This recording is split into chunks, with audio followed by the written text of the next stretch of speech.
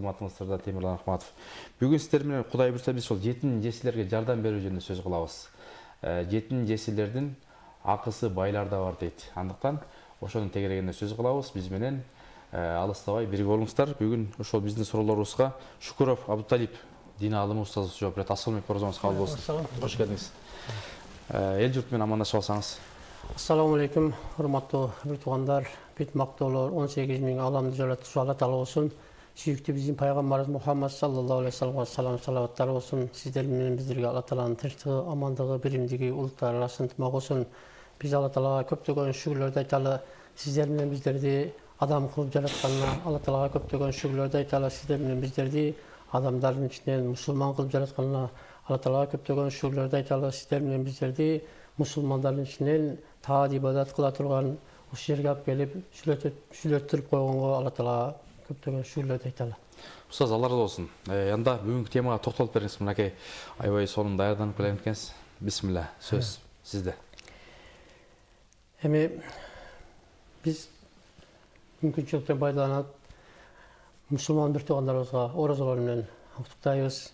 Мына ораза айында башка айларда бир хайыр садака кылсаң, onun esedен 100 esege çoğun olsa oraz ayında 100 eseden 1000 esege çeyin, 700 1000 esege çeyin soğuplar olur deyip. Bana bu jönünde Peygamber sallallahu aleyhi ve sellem özü yetim ösken bolsa da yetimcelerge kayrımdılık kıl jönünde köptөгөн hadis sözleri var. Yetimcelerge köp ayat sözleri var. Şunun için Peygamber sallallahu aleyhi ve sellem'nin bir hadis sözünde "As-sa'i alal armala ومساكن كلا مجاهد في سبيل الله أو القائم الليل السائم والنهار."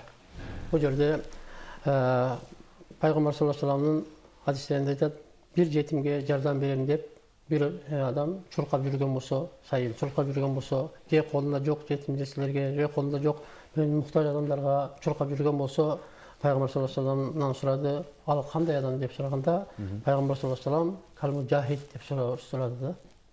Cevap verdi de. Kal mücahid bu Allah yolunda din için, özünün Kur'an için cihat kılgan beraber dedi de. Ce olsa ayıl kâmillay ce tünümünen oruca tutup ibadatta tünümünen saat ibadat kılgan menen ce gündüzü oruca tutup saat ibadat kılgan menen beraber деп айтты da. Biz oşo oruç ayında emес başka aylarda yetimcelerge köp kayrımdılık kılış керек da. Şunun için bu Peygamber sallallahu aleyhi ve sellem özü yetim ösken bolsa da hayır, yetimcelerge kayrımdılık kılgаны köp aytaptı. Oşuların içinde Abu Bakr radıyallahu anhu yetimcelerge kayrımdılık kılgаны köp aytkan. Peygamber sallallahu aleyhi ve sellem Abu Bakr radıyallahu anhu kayrımdılık kılıp Abu Bakr radıyallahu anhu kayış bolgondan keyin keybir yetimlerge kayrımdılık kılış süylük kılgandan keyin oşunda ölgöndөн keyin bilişken eken. Biz uşuncha vaqtga çeyin Abu Bakr bizge jardam berip atkan turbayбы деп. Andan keyin Umar radıyallahu anhu 10 yıl, 6 ay, 3 ay, 3 gün halife bolup жүргөндө Umar radıyallahu anhu da yetimcelerge kayrımdılıkta köp kılgan deyt. Umar radıyallahu anhu bir gün bir sahabany eriştip alıp tünü menen köşe kıdıratlı deyt. Yetimlerin ahvallaryny sorap, köşede barıp ahvallaryny sorap deyt. Bir üydün janынан ötüp ketip atsa deyt. Bir üydün janında bir ilagan baldarynın üyünü yoktu deyt. Oşo yerde barıp köp götürdü deyt. Bol emne ilav atat deyip. Anan eşikini tıkıldatıp durup oşo yerden üydün esini çıkardı deyt. Çıkkanda bir ayal çıktı deyt. Baldarыңызды сораtıp койбойсуң bu. Эмне үчүн мынча эле ыйлатып атасың дегенде, bu балдарымдын аталары качып болгон жетим балдар. Курсактары ачка болуп, буларды мен соратып албай атам. Bir kazanга суду куюп, ташты куюп, отту жагып, мен ушуларды алаксытып уктатайын десем, жетим балдарым курсактары ач, уктай албай атат. Ошондой кыйналып атам. Ошон үчүн булар ыйлап атат дегенде Умар радıyallahu anhu'ну көзүнчө Умар радıyallahu anhu'ну тааныбай туруп ал аял айтты дейт. Men Umar'dı Allah'a tavşırdım dedi. Oşonda Umar'ın jürögüne bir bıçak saygандай oldu deyt. Umar radıyallahu anhu al enige karap turup, Umar senin yetim baldarının kursaklары aç ekenini bilbesen ne kılsın degende, yetimcelerden kursağının aç ekenini bilbegen Umar dindi başkarıp ne kılat, halife olayım ne kılat degende ikinci yolu bıçak saygандай oldu deyt. Oşo yerde Umar radıyallahu anhu gözüne jaş alıp turup, jandağı şerigini alıp turup, barıp kampadan barıp turup, paralıktan alıp gelip turup, тамақ жасап, анан түнү менен дейт, тамақ жасап, аларга берип атканда баамдат намазы болуп атты дейт да. Ошондо жанындагы шериги Умар баамдат намазы убакыты болуп калды дегенде, ошондо Умар разыяллаху анху айтты дейт. Жок, мен келгенде бул балдар ыйлап атканын көрүп туруп, мен булардын курсактарын тойгузуп, мен булардын өздөрүнүн өзү ойноп калбайынча мен бул үйдөн чыкпайм деди. Ошондо курсактарын Умар разыяллаху анху өзү тойгузуп, ошол жерден өзү чыкканда ал энеге айтты дейт. Сен барып эртең менен Умардын кампасына барганда мен сага жардам берейин деди. Ошол жерден анан кийин чыгып барып эртең менен барса, Умар разыяллаху анхунун кампасына ал аял келди дейт, жетимдердин энеси келди дейт. Келип туруп Умарды көрүп туруп чочуп кетти дейт. Умар ал аялдын чочуганын көрүп туруп, чочуган мага жарашат. Мага жарашат. Сен чочубай эле коюңуз деди.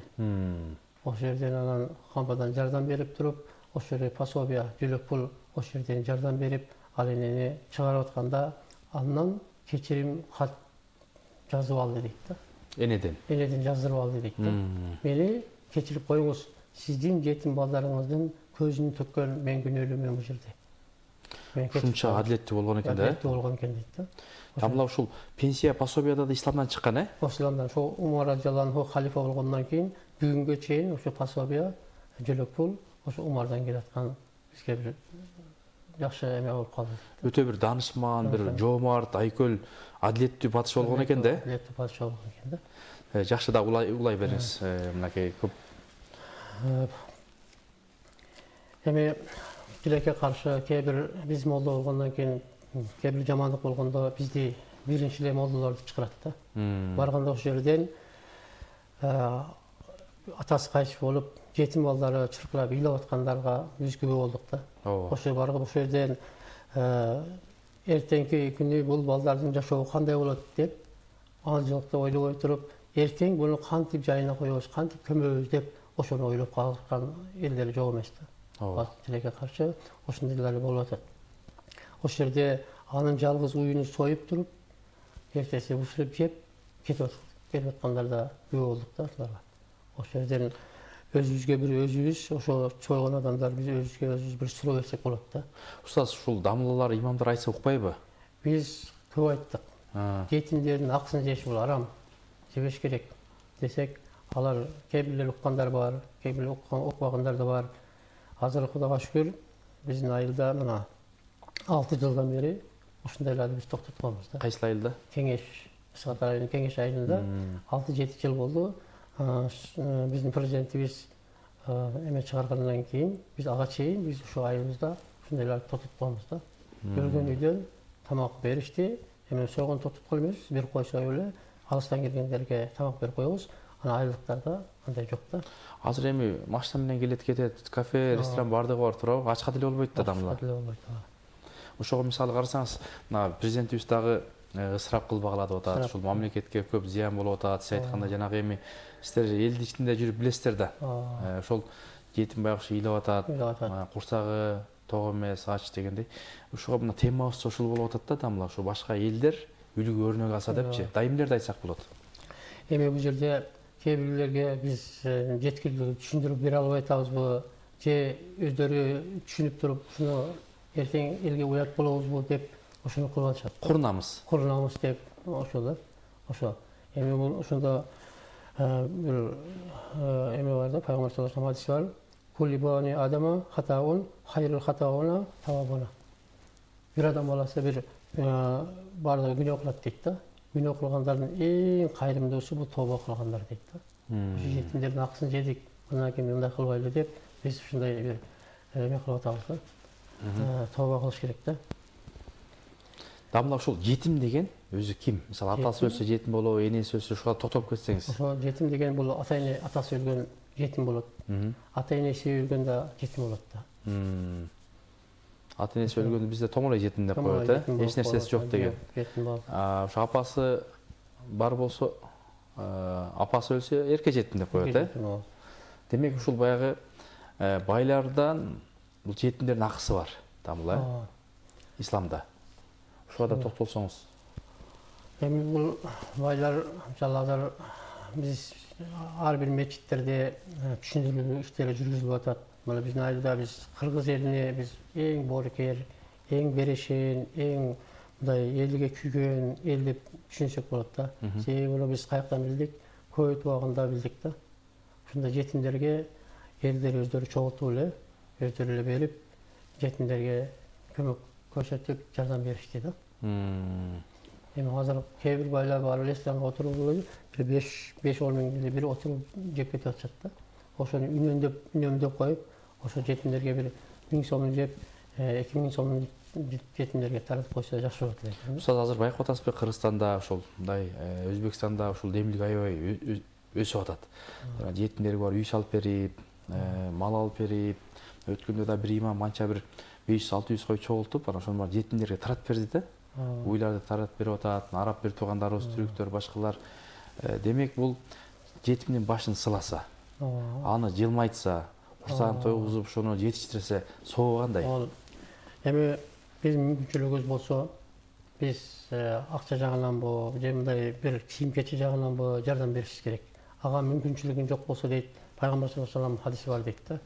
Бир жетимдин барып колуңан эчтеке келбесе, барып башын эле сылап кой дейт.